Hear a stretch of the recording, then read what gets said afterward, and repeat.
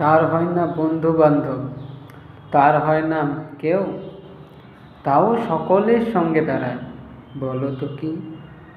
বলতে পারলে কমেন্টে জানাও। তার বন্ধু বান্ধব কিচ্ছু হয় না, তাও তোমার সাথে চলে। পারলে কমেন্টে জানাও প্লিজ। লাইক শেয়ার কমেন্ট করো।